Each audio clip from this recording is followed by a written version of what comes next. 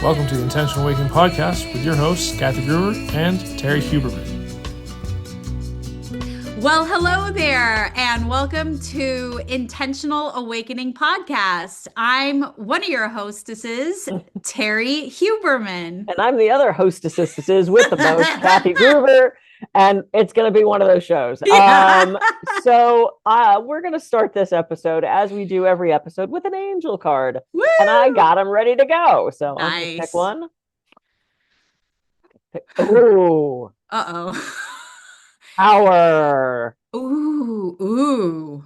The capacity to act on your own awareness with loving discernment. Utilize your resources to the fullest and create win-win experiences. Notice how it didn't say domination, taking advantage of people, using power for not good. That was a terrible sentence, but love it. We all have personal power. How are we using it, right? Yeah. So, but that's not what we're talking about today. Today, we thought we'd dive into something a little less fun, but it's important, right? And we're hearing a lot of talk about this, and it's one of those things that sort of has to happen during awakening. It's one of these things that happens just as us becoming better human beings. It goes from Jung all the way up to Eckhart Tolle to everybody, right? And that is shadow work. Shadow work. It's such a buzzword too. I know. Yeah, shadow work. How do you want to start this conversation, Kathy? So what is your take on shadow work? Like, how if somebody says, I want to do shadow work, what does that mean to you and your clients? So for me and my clients, so again, when I'm working with my clients, it's an energetic perspective, and we can call it maybe a facet, the energetic facet of maybe psychological work. I'm not a psychotherapist, I'm not a psychologist, but there's so many similarities. And the work that I do is emotional, which means energy in motion, right? So for me and my clients, what shadow work means is doing emotional work. And there's a range of emotions. And oftentimes there's a root cause for a specific trigger that might happen. Now, triggers can be good or bad, right? We're not going to judge. And that's the thing when I work with people, we do our best not to judge. But as humans, because we do have an ego, we will put judgment. So a lot of the times, shadow work is going down into the deep, dark dungeon of our emotions. And it's hard work because we're tapping into energetic frequencies that are very low vibrational. And oftentimes we can feel that in our body. So I'm talking about emotions like shame, guilt, embarrassment, rage, all the not so yummy good feelings. And they're deep down in the dungeon because we don't want to look at it. So they hide and lurk in the shadows. So that's when I'm doing that type of work, we're coming from an emotional, energetic perspective. So that's how I would define shadow work. Yeah, mine is similar. So to me, shadow work is delving into those parts of yourself that you don't want to talk about. You don't want to acknowledge them. You don't like them. And I have said on numerous times, it's not the emotion that's the problem. It's our relationship to that emotion. Sure. Right. And shame is, as a child, it was important. It did something for us as kids. It kept us in line so that the village was safe, so that, the kids aren't screaming in the middle of the night and the enemies know where we are. As an adult, there is no good thing that shame does for us, right? And I have to often explain to my clients the difference between guilt and shame. Because they'll say, I still feel so guilty about that. And I say, is it guilt or shame? And they go, well, I don't know. Guilt is I step on your foot and I go, oh my God, I'm so sorry. And I feel bad for a second, right? Guilt keeps us sort of accountable to being a good person. Shame is weeks later, you're like, I'm an absolute piece of shit because I stepped on Terry's foot. So guilt is feeling bad about doing a thing. Shame is feeling bad about who we are. Yeah, that's interesting because it sounds more action oriented, like guilt is more action oriented. That's what it sounds like, Yeah. how you're describing it. Yeah. Yeah, exactly. And I like to make that distinction because I have so many clients that think they're Yeah. feeling guilt, and in reality, it's shame. Yeah. And shame doesn't serve us. It just makes us feel terrible about ourselves. So Right. going into that shadow work, and I'm going to take it from an internal family systems perspective. Um, like you kind of said, they lurk in the dungeon, right? In internal family systems, we have all these different parts, and we all have these parts. They're formed in childhood, but there are parts that are hurt, these little kid parts of ourselves. Hmm. These tend to be shameful parts. They could be angry parts, they could be revengeful parts or vengeful parts. We tend to shove those away. Yep. And our protectors go, no, no, no, no, no, we can't let those out. Because if we let those out, it destroys the whole system. It's like a classroom, right? Where you've got the bully kid who's constantly interrupting. You stick him in the back because if you let him have too much attention, he destroys the entire classroom. So the teacher self stands up and tries to keep everything in order. And there's this asshole in the back of the room that's throwing erasers and picking on kids and throwing, snot and whatever the kids do these days. Throwing snot. I think a lot of throwing That was snot, too visual. like boogers and stuff. I don't Yeah, know. I know. I didn't reproduce. They're gross. Anyway, so when I work with clients with shadow work, the first thing is they have to acknowledge they have a shadow side. Sure. And we often don't want to admit that, right? We don't want Mhm. people to perceive that we're bad people. I got to tell you, we have all had thoughts like, boy, if I floor it right now, I could run down those people in the crosswalk. Sure. Sure. All of us have had that Yeah. thought. It is totally normal to think things Yeah. like that. The problem is if you do it, right? Yeah. So, Yeah. and if they start to become obsessive and, there's a whole other mental health issue going on with, some of that stuff. But it's like we all have something that we're ashamed of. We all have something that we stuff down. So doing the shadow work is so important because we have to embrace that aspect of ourselves, right? Right. The moon is a sphere, and just Mhm. because we can't see that dark side doesn't mean it doesn't exist. Doesn't mean that we Correct. have to acknowledge that to acknowledge the whole sphere. Right. So I think it's incredibly important to do. I know Eckhart Tolle right now has a Dark Night of the Soul course that he's doing. All the awakening work that I'm doing is talking about doing the shadow work and doing that deep emotional work. We have to do it. Is there a first step for you, Terry, that you do to kind of help tap into what is that we're working with? Yes, I always default to awareness, meaning you have to know where you're at energetically or emotionally at any given moment, because that'll be your baseline. So then, and look, it can be a happy baseline, and that's fine because that's awareness. You understand, you know where you are. But it's very important to know where you are and have, I don't know if the word is commitment. You have to have desire. You have to have a desire to want to not feel that way. And that desire has to be big enough for you to want to reform it or change it, because change doesn't happen at all without enough desire to take action on Yeah, or about or with. absolutely. There has to be awareness and then there has to be acceptance before we can take action.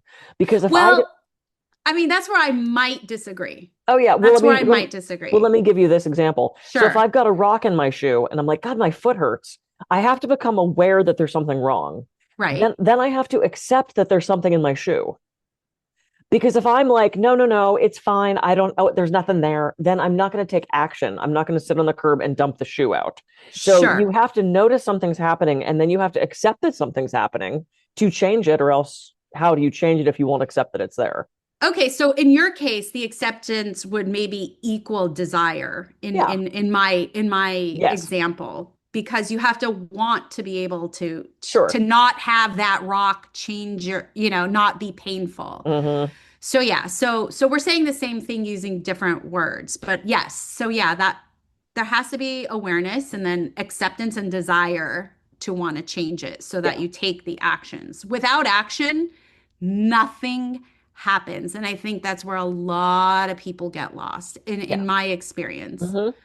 Yeah, well, and it's scary, right? I have Yeah. clients that are like, I don't want to do hypnosis because I'm afraid I'm going to see something I don't want to see. Or they Mm, don't want to do past life regression because they're like, what if I mm, killed somebody? And I'm like, oh, I mm. can guarantee you killed somebody. I mean, like, yes, you absolutely did. In some lifetime, you were a soldier, you were, I mean, like, it just, that's just yes, just say yes to that. So people have this fear of going deeper because they don't want to see these things. They Yeah. don't want to hold up the mirror and see an ugly part. Yeah. But that's part of who we are that It's makes us whole. And, like you said, we don't judge that. And in my coaching training, we were taught to see every client sitting in front of us as whole, creative, and resourceful. So when they think they're broken, when they think there's something wrong with them, I get to sit there and remind them, no, you are whole, creative, and resourceful. And it's my job to dust off the dirt and help you see that, right? To yeah. help you acknowledge those parts of yourselves. What do you think the biggest block is for you, what you see of people not wanting to do the shadow work? Well, I think so.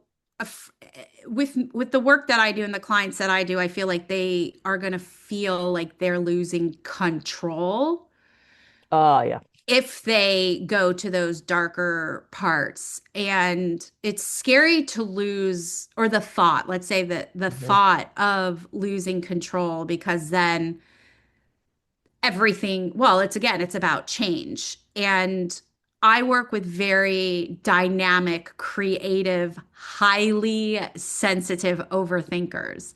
So they will come up with, and I know because I have myself come up with the craziest scenarios. Well, if I do this, then this is going to happen, which is the blueprint of anxiety, right? Right.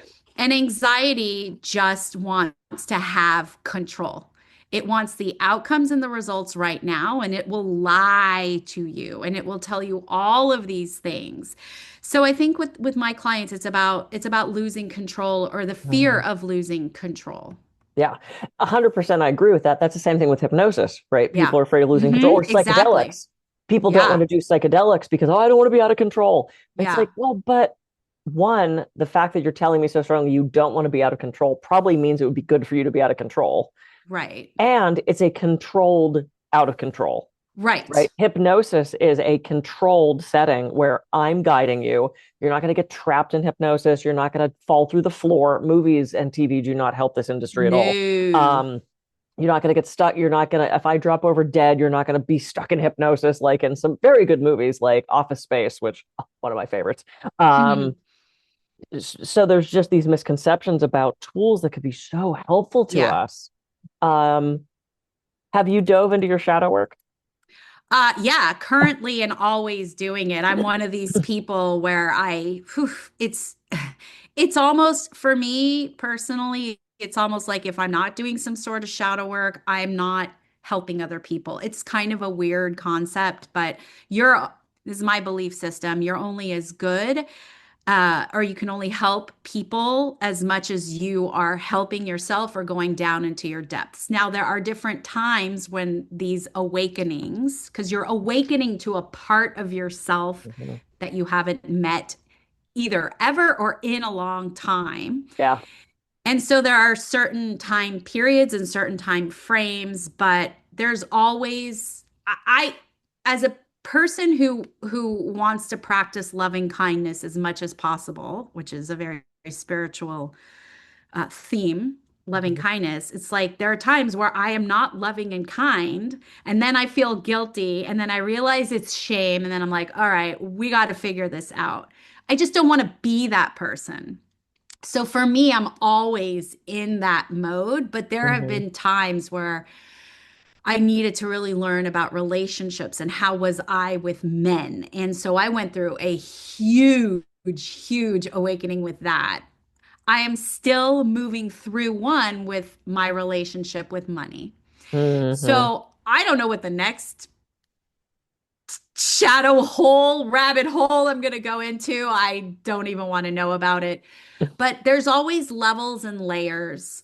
And so I think it's even just so black and white to just say, well, this or that or this. Oh, And sure.